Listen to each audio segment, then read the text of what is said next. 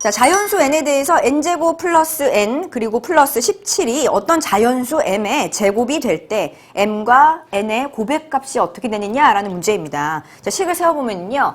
자, n의 제곱 플러스 n의 플러스 17이라고 하는 이 수가 어떤 자연수 그러면 m의 제곱이 된다. 관계식은 요렇게 될 건데요. 사실 이 문제에 처음 도입 부분을 생각하는 게 조금 쉽지가 않습니다. 선생님이 이러한 문제 유형을 일단 접근하는 요령에 대해서 먼저 설명을 해드릴게요. 이 유형이다라고 하는 건 무슨 말이냐면요. 이런 거예요. 미지수의 수가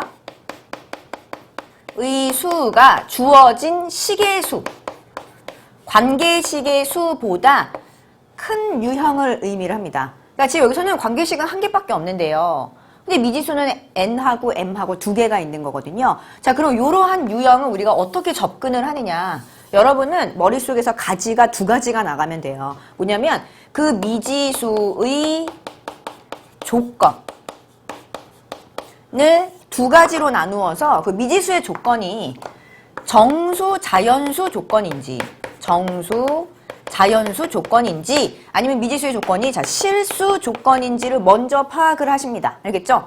자, 그래서 정수, 자연수 조건일 때는 이 문제를 어떻게 해결을 해야 되느냐면은 정수 곱하기 정수는 그 결과가 정수이다의 꼴로 식을 만들 생각을 하셔야 돼요.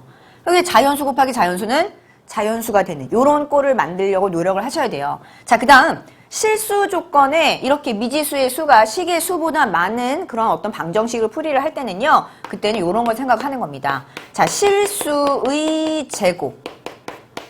자, 실수의 제곱은 0이다의 꼴로 식을 만드세요. 자, 실수의 제곱은요. 항상 0 이상이에요. 여기 실수의 제곱도 0 이상입니다. 그들의 합이 0이다라는 말은 그래요. 얘도 0이고 얘도 0이다라는 거였거든요. 아시겠습니까? 자, 그러면 이 문제의 조건은 어떠한가 봤더니 미지수가 n하고 m하고 둘 다 어떻습니까? 자연수 조건입니다. 아, 그러면 얘는 이렇게 만들면 되겠구나 라는 건데 뭔가 곱한 결과가 이 정수의 결과가 나와야 되거든요. 근데 뭔가 묶을 만한 건더기가 없는 거예요. 그렇죠? 그래서 그거를 찾기 위해서 뭘 해야 되느냐? 이 양변을 곱하기 4를 해줍니다.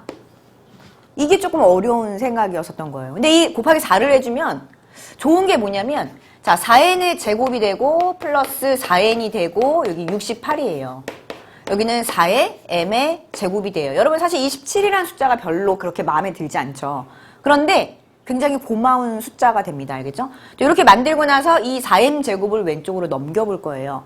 그리고 얘를 완전 제곱식으로도 만들어 볼 거고요. 즉 4의 n의 제곱 플러스 4n에다가 이 68을 똘똘하게 1과 67로 쪼개줍니다. 그 이유는 왜 그러냐면은 이 부분까지를 완전 제곱식을 만들어주기 위해서 그렇게 한 거예요. 그리고 4m 제곱을 왼쪽으로 넘깁니다. 4m의 제곱은 0이다. 자, 그러면 이 부분이 2n 플러스 1의 전체의 제곱이 되고요.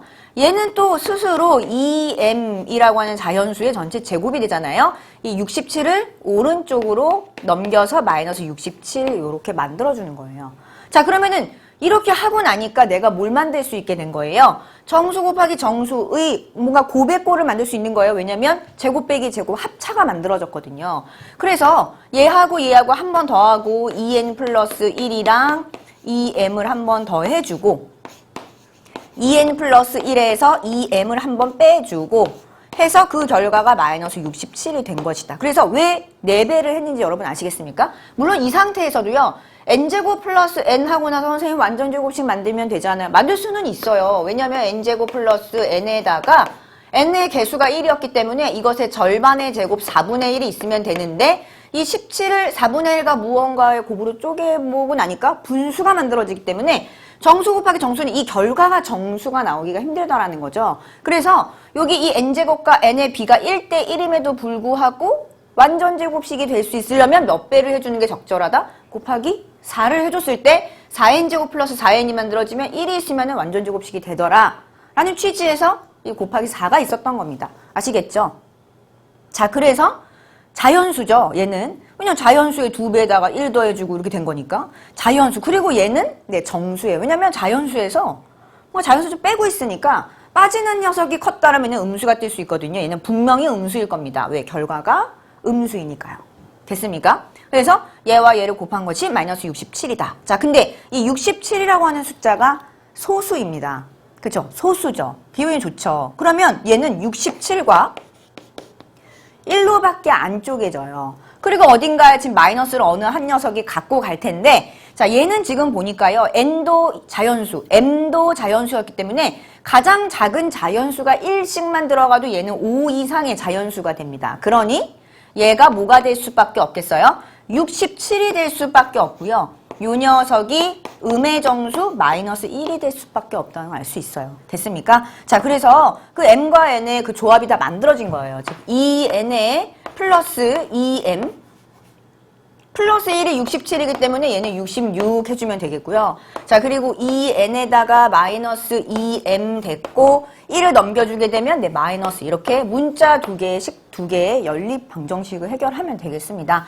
싹 더해주니까요. 자, 4n이 나오죠? 자, 얘가 64가 돼요. 그래서 n은 16이 나오면 되겠고, 자, 그 16을 여기다 대입을 해주게 되면, 뭐 이거는 약분해줘 볼까? n 플러스 m이 33이었었던 거잖아요. 자, 그러면 이 n이 16이었었던 거니까, 자, m은 17이 나오게 됩니다. 그래서 m과 n의 곱은 16 곱하기 17, 답은 272가 나오는 거를 확인할 수 있습니다.